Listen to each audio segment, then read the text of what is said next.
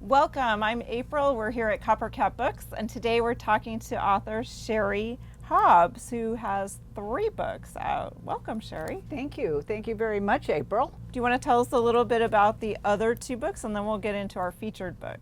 Certainly. Well, the first book that I wrote is really a memoir of my life. I had sort of an unusual childhood. Actually, it was more of a storybook kind of fabulous childhood for the first 10 years until my mother divorced my father and we ran into the ugly stepfather. So, but the first 10 years was wonderful. My father had returned from World War II as a war hero pilot and was sent immediately to the Pentagon. So I was brought up in suburban Virginia. Wonderful life. As I look back, we were quite privileged lifestyle. Then he was appointed attaché, air attaché of French Indochina. And so we moved to Vietnam, we moved to Saigon. So this was a very interesting time in Vietnam's history because it was the same year that the French were leaving, and they, as you recall, had colonized Vietnam, and Ho Chi Minh was in charge in the north and wanted the French out. He wanted to take the whole country. So my father's job was to train the South Vietnamese, now that the French had left, and their Air Force. So we moved there. He was advisor to the 3 ambassadors of what was then French Indochina, Laos, Cambodia, and Vietnam. And we had a fantastic life. We lived 2 years in Saigon. Wow. It was a French city, a beautiful French city. We had a gorgeous home. There were 7 they called servants then.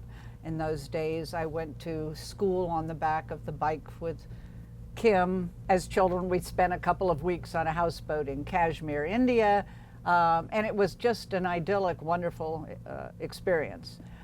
We had some funny things happen and some interesting things happen, including being bitten by what we thought was a rabid monkey at the time. And my father had to fly us to the Philippine Islands to perhaps begin shots. So there were lots of adventures my first 10 years. After that, as I mentioned before, my mother sadly divorced my father, and I had a different kind of life the second 10 years. So I wrote about all of that. Yeah. I met my husband in college. We had again, wonderful life, idyllic to begin with, and then we had a major tragedy there. So bird of passage, a bird of passage is someone who never stays long in one spot. And so that was definitely my life. I think I lived in 32 homes. Oh my goodness. Wow. My life, I was in a different school every year of my life, except for the 2 in Vietnam. My senior year in high school was in Paris because my father was with NATO, and so we got to go to Europe and live a year in Paris. So all in all, it was an interesting, wonderful, fun-filled life. Bird of passage. Then your second book was... My second book is a tribute, basically, to my father, who was called Mac.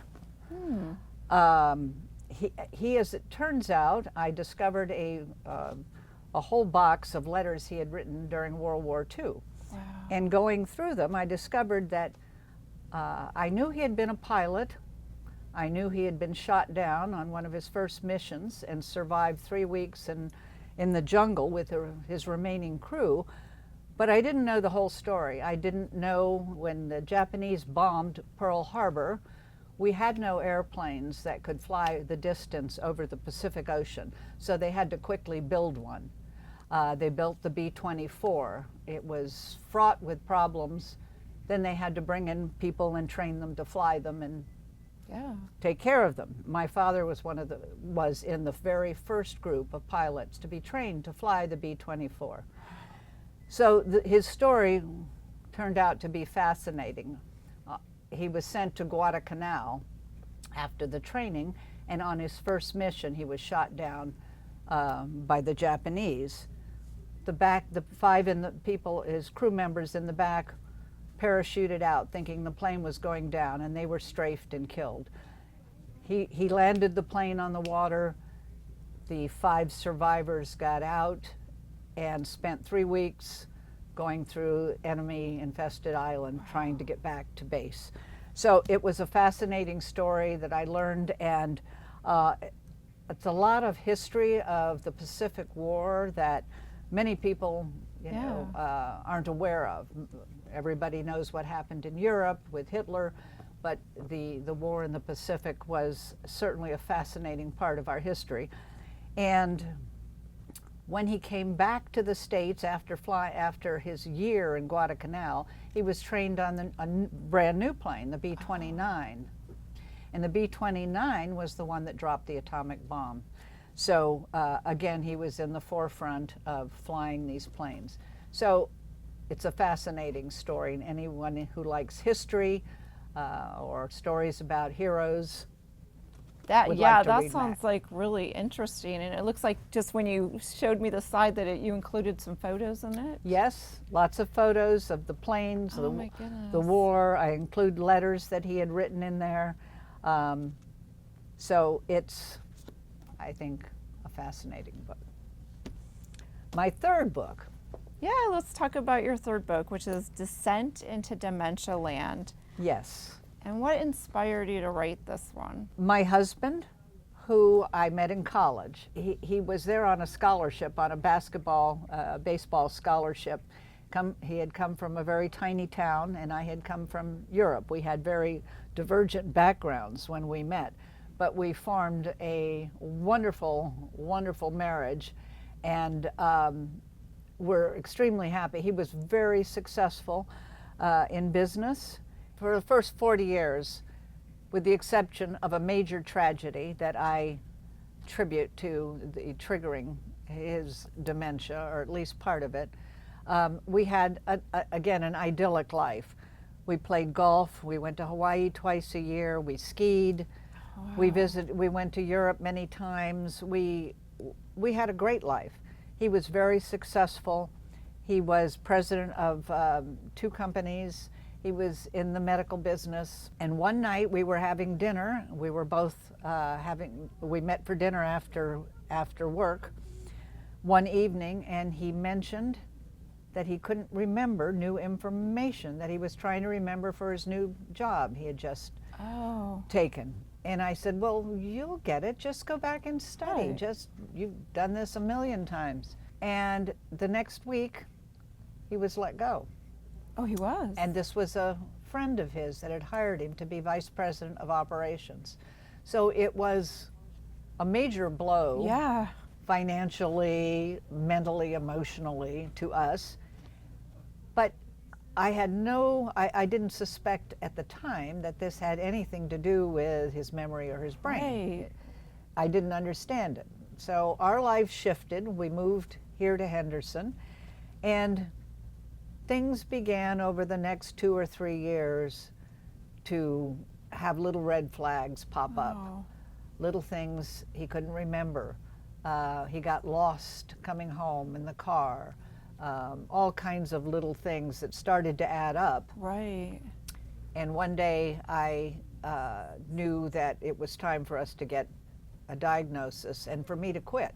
My job required me to travel, and he couldn't stay home alone any longer because he didn't remember where things were. Wow. So I started documenting the decline, and that's what got me interested in writing the book. So I started researching about dementia, and his dementia, as it turns out, was not caused by Alzheimer's. Alzheimer's is a disease that causes most dementias, but there are other dementias, vascular dementia that can be caused by loss of blood to the brain.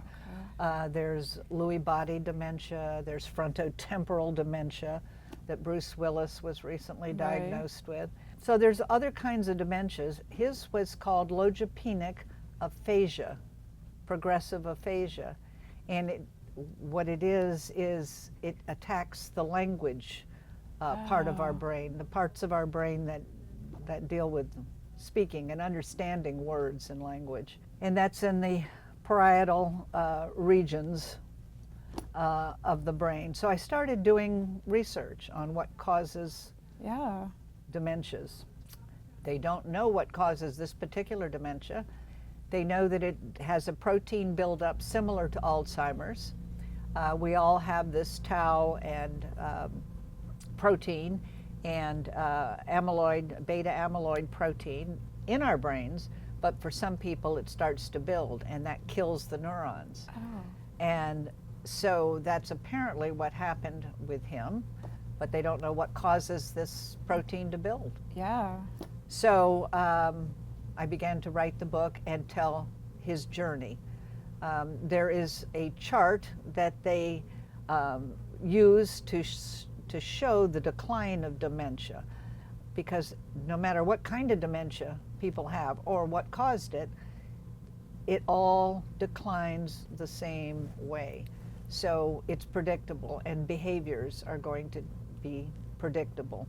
So many of the chapters start with the chart of where he was, and then I go into what behaviors he exhibited. Wow, what a challenge to go, your life just took a complete turn. It did. And then to kind of feel like you're losing someone as they're declining. Oh, yes. That's the hard part about dementia, is because you lose the person who they were. It's almost like I've watched him from a young man growing into a successful man, and then the decline from a successful man back down to a young child. So how did you know when to wrap the book up as such? That was a difficult part, April. I finally just decided that it was time to wrap it up.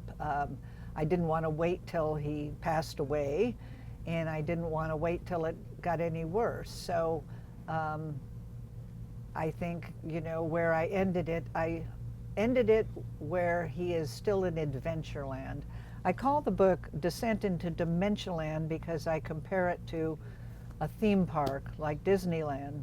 And the Frontierland is where you really don't know you have the person has dementia. They lose a few words here and there, or they can't find their keys, and it's kind of typical behavior that many people as we age, that happens. Right.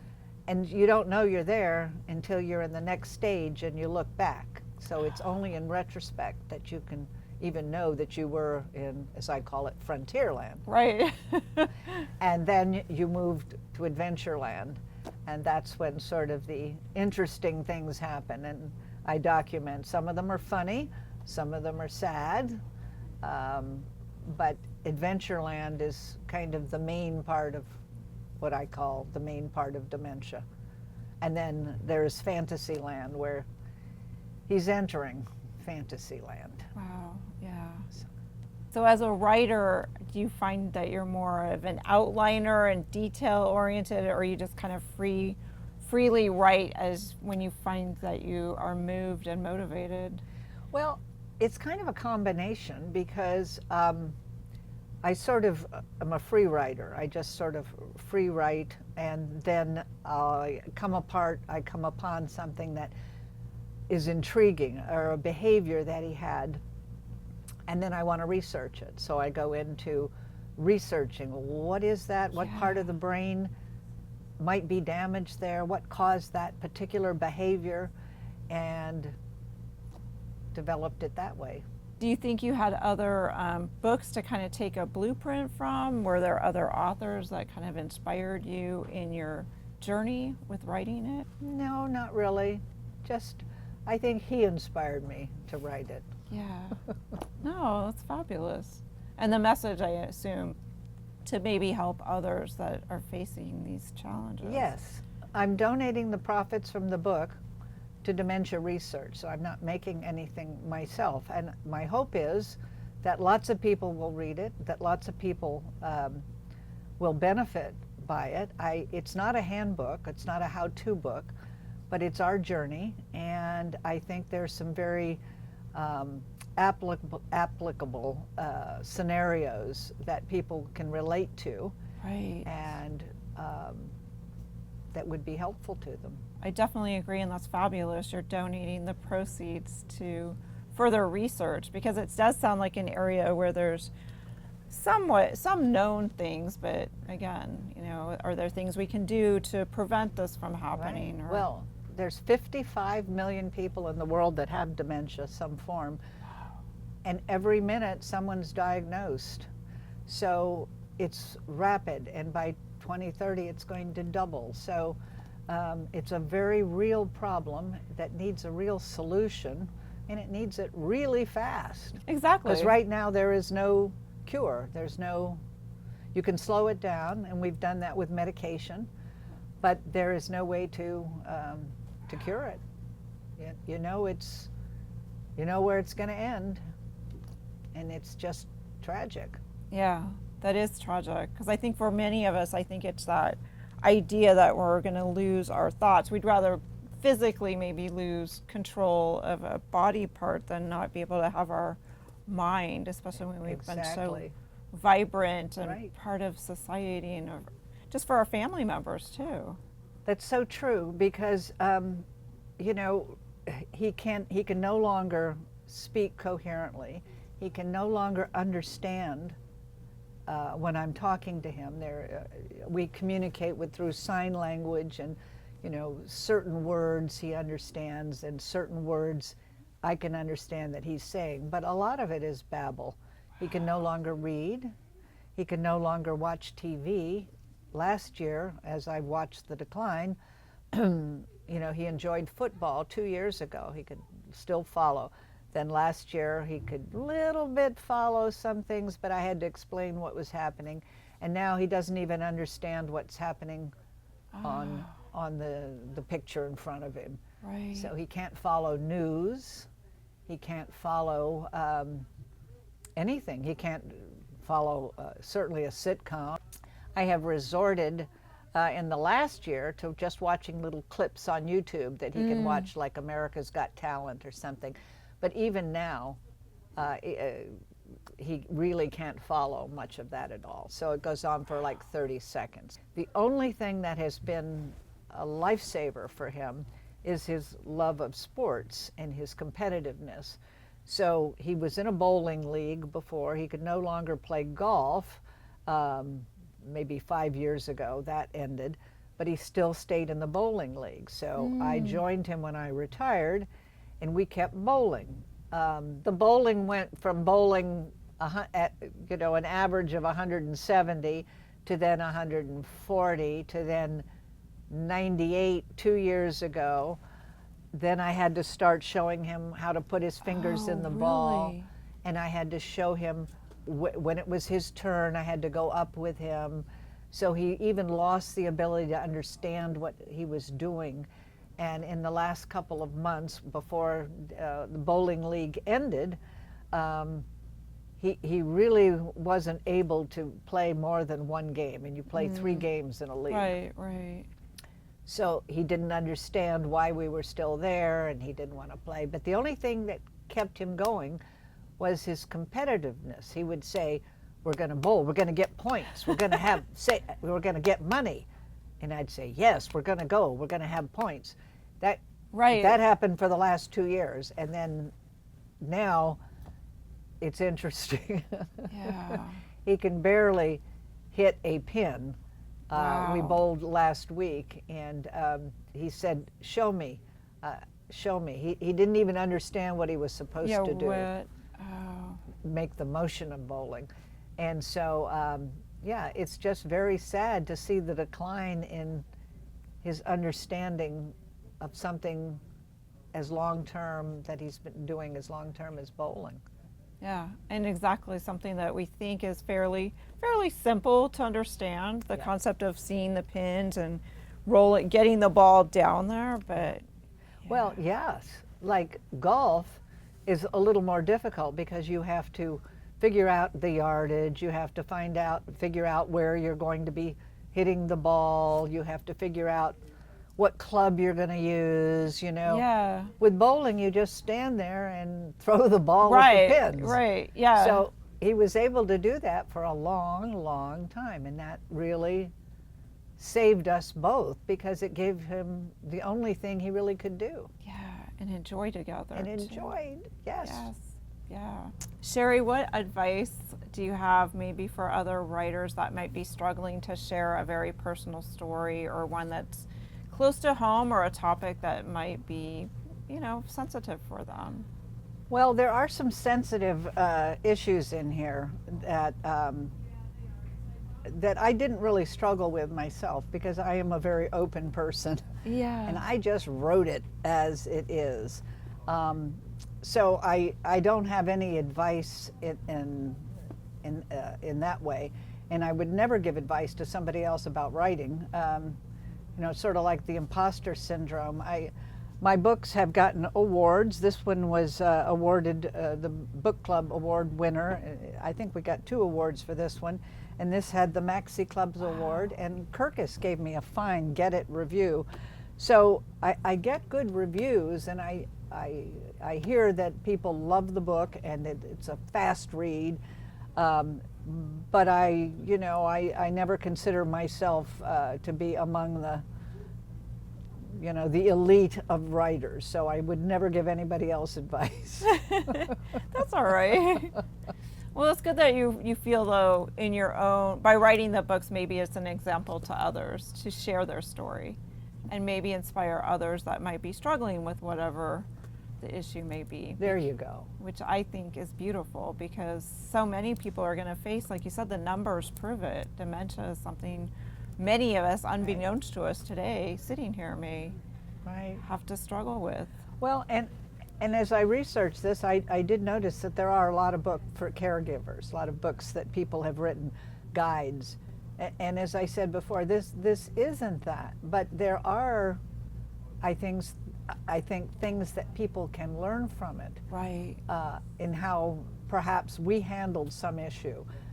They might be struggling with the same issue, and it would be relevant to them. But it's not a day-to-day how-to book. So Sherry, remind us when you'll be at Coppercat Books for your book signing.